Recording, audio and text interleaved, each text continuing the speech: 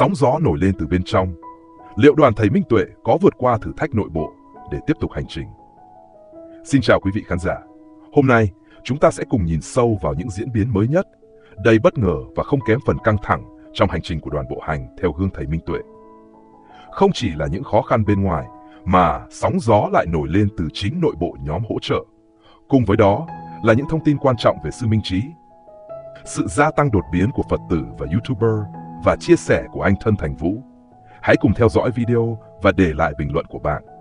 Đừng quên đăng ký kênh để không bỏ lỡ những thông tin nóng hổi nhất. Nhìn lại hành trình của đoàn bộ hành theo gương thầy Minh Tuệ, dễ dàng nhận thấy, bên cạnh những thử thách bên ngoài, đoàn đã phải đối mặt với không ít khó khăn, xuất phát từ chính nội bộ nhóm hỗ trợ.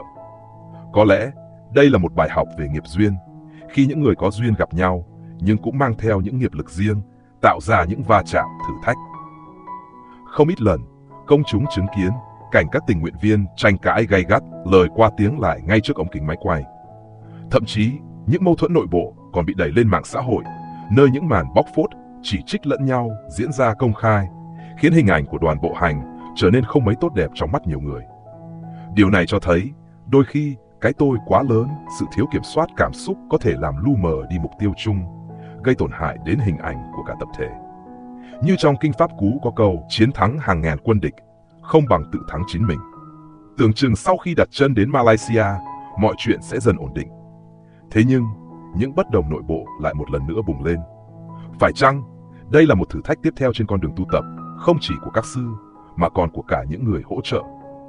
Mới đây, hai nhiếp ảnh gia đồng hành cùng tăng đoàn, ghi lại những hình ảnh đẹp trong suốt hành trình, đã có những chia sẻ ẩn ý. Cụ thể, anh Huỳnh Văn Thuận bày tỏ mong muốn các thành viên trong nhóm hỗ trợ, bao gồm Phước Nghiêm, Nguyễn Thành An, Lê Quang Hà, Thành Trung, Tuấn và Hiền, cùng nhau hòa ái, sớm tìm được tiếng nói chung, đoàn kết hướng về mục tiêu duy nhất, hỗ trợ tăng đoàn một cách trọn vẹn nhất, giúp các sư có điều kiện thuận lợi để chuyên tâm tu học, không phải vướng bận những mâu thuẫn không đáng có. Bên cạnh đó, đạo diễn Cường Phạm, người đang theo sát hành trình để ghi tư liệu cho bộ phim tài liệu về thầy Minh Tuệ, cũng có những chia sẻ gây chú ý.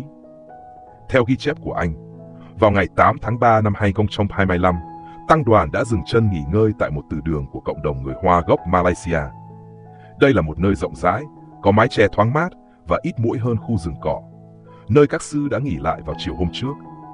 Chủ nhân của từ đường đã có mặt từ sớm, lo lắng rằng các sư có thể đói nên đã chuẩn bị sẵn thực phẩm để cúng dường.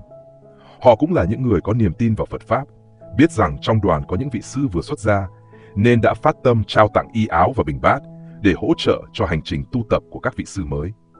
Hành động này thể hiện lòng thành kính Tam Bảo, sự sẻ chia, giúp đỡ những người đang trên con đường tu học, một nét đẹp trong văn hóa Phật giáo. Không chỉ có Phật tử bản địa, nhiều Phật tử từ Thái Lan cũng đã theo sang Malaysia để tiếp tục hộ trì, khiến khu vực bày biện đồ khất thực trở nên đông vui, ấm cúng hơn hẳn những ngày trước. Đây là minh chứng cho sức lan tỏa của Phật Pháp, vượt qua mọi biên giới, quốc gia, kết nối những người có cùng niềm tin. Theo kế hoạch, sau khi dùng bữa, đoàn sẽ di chuyển đến một ngôi chùa lớn, nơi có vị trụ trì tốt bụng đã viết thư bảo trợ chính thức cho tăng đoàn. Tuy nhiên, vì một lý do nào đó, đoàn đã đi quá chùa khoảng 5 cây số và dừng nghỉ tại một địa điểm khác. Điều này đã khiến những người đang chờ đợi tăng đoàn tại chùa cảm thấy hụt hẫng, thậm chí có chút tự ái vì lòng tốt của họ dường như bị bỏ qua. Có lẽ đây là một bài học về sự vô thường khi mọi việc không phải lúc nào cũng diễn ra như ý muốn. Đôi khi những sự cố, những điều không như ý lại là cơ hội để chúng ta rèn luyện tâm nhẫn nại, sự bao dung. Sau thời gian nghỉ trưa và gặp gỡ Phật tử, đoàn đã phải quay ngược lại ngôi chùa để hoàn thành lời hẹn. Tại đây, thầy Minh Tuệ cùng các sư đã đảnh lễ tượng Phật, gặp gỡ chư tăng trong chùa và gửi lời cảm ơn đến vị trụ trì đã giúp đỡ. Ngoài ra, anh Thân Thành Vũ cũng đã có lần tiết lộ rằng, trong quá trình hỗ trợ tăng đoàn, còn nhiều chuyện quái đản xảy ra không phải do bên ngoài gây khó, mà do chính nội bộ lục đục. Điều này cho thấy, đôi khi những khó khăn lớn nhất không đến từ bên ngoài, mà lại xuất phát từ chính bên trong chúng ta, từ những suy nghĩ, hành động thiếu kiểm soát. Qua những chia sẻ trên, có thể thấy rằng nội bộ đoàn vẫn chưa đạt được sự thống nhất hoàn toàn. Có lẽ, đây là một quá trình tu không chỉ của các sư, mà còn của cả những người hỗ trợ. Mỗi người đều cần học cách lắng nghe, thấu hiểu và đặt lợi ích chung lên trên cái tôi cá nhân. Điều này có lẽ xuất phát từ việc chưa có sự phân công cụ thể về trách nhiệm giữa các thành viên, hoặc cũng có thể là do thiếu một người đứng ra đảm nhận vai trò trưởng đoàn một cách rõ ràng. Trong một hành trình dài đầy thử thách, sự đồng lòng và tinh thần làm việc chung là yếu tố then chốt để giúp tăng đoàn vững bước. Tuy nhiên, khi không có một cơ chế điều phối chặt chẽ, mỗi cá nhân hành động theo ý mình dễ dẫn đến những bất đồng, thậm chí là hiểu lầm không đáng có. Đức Phật dạy, tâm viên ý mã, ý nói tâm trí con người thường hay xao động, khó kiểm soát. Vì vậy, việc rèn luyện tâm, kiểm soát suy nghĩ, hành động là điều vô cùng quan trọng. Đặc biệt, khi đoàn đang đi qua nhiều quốc gia với hệ thống luật pháp khác nhau, việc thiếu đi một người có tiếng nói chung để đưa ra quyết định quan trọng có thể gây ảnh hưởng đến hành trình của các sư. Hy vọng rằng, trong thời gian tới, nội bộ đoàn sẽ tìm được tiếng nói chung, giải quyết những khúc mắc còn tồn đọng, để tất cả cùng hướng về mục tiêu chung, bảo vệ và hỗ trợ tốt nhất cho hành trình tu tập của Thầy Minh Tuệ và tăng đoàn. Bởi lẽ, như lời cổ nhân đã nói, đoàn kết thì sống, chia rẽ thì chết. Thông báo về việc sư Minh Trí tạm ẩn tu để điều trị chấn thương. Một thông tin quan trọng khác liên quan đến tăng đoàn là việc sư Minh Trí chính thức ẩn tu nhằm điều trị chấn thương ở đầu gối. Sau khi sức khỏe ổn định, sư Minh Trí sẽ tiếp tục đồng hành cùng đoàn. Đây là một quyết định hợp lý, thể hiện sự quan tâm đến sức khỏe của các thành viên trong đoàn. Trong Phật giáo, thân thể được xem là phương tiện để tu tập. Vì vậy, việc giữ gìn, bảo vệ thân thể là điều cần thiết. Thông báo này được đưa ra nhằm cung cấp thông tin chính xác, minh bạch đến những người quan tâm, theo dõi hành trình của tăng đoàn. Việc điều trị chấn thương là cần thiết để đảm bảo sức khỏe cho sư Minh Trí, giúp sư có thể tiếp tục con đường tu tập lâu dài, đặc biệt là trong việc thực hành hạnh đầu đà. Việc tạm thời ẩn tu cũng là một cách để sư Minh Trí có thời gian tĩnh tâm, hồi phục cả về thể chất lẫn tinh thần. Sự gia tăng số lượng Phật tử và YouTuber theo chân đoàn. Sáng cùng ngày, số lượng Phật tử đến cúng dường tiếp tục tăng lên đáng kể, thậm chí còn đông đúc hơn cả ngày hôm trước. Hình ảnh các Phật tử trang nghiêm, thành tâm mang theo phẩm vật cúng dường, tạo nên một không khí tràn đầy sự kính ngưỡng và hoan hỷ. Đây là một biểu hiện của tín tâm, lòng tin vào Tam Bảo, vào con đường tu tập của các sư. Đồng thời, không khó để nhận thấy rằng, số lượng YouTuber theo chân đoàn cũng đang ngày một nhiều hơn, tương tự như thời gian khi đoàn bộ hành còn ở Thái Lan.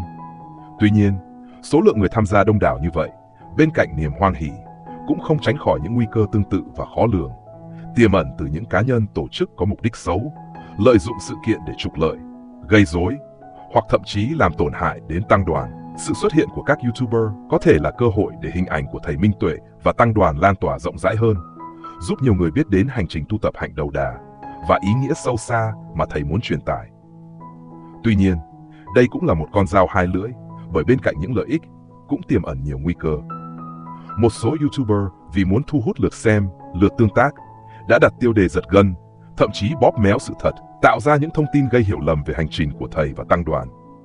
Điều này không chỉ ảnh hưởng đến hình ảnh trang nghiêm của đoàn, mà còn gây ra nhiều tranh cãi không đáng có trong cộng đồng. Điều này cho thấy, việc sử dụng mạng xã hội, truyền thông cần phải có trí tuệ, sự sáng suốt để phân biệt đúng sai, tránh bị dẫn dắt bởi những thông tin sai lệch.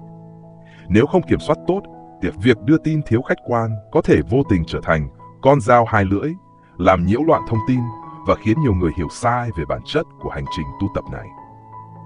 Vì thế, việc tiếp cận thông tin một cách chọn lọc, không bị cuốn theo những tiêu đề giật tít hay nội dung mang tính dẫn dắt là điều mà những người theo dõi hành trình cần đặc biệt lưu tâm.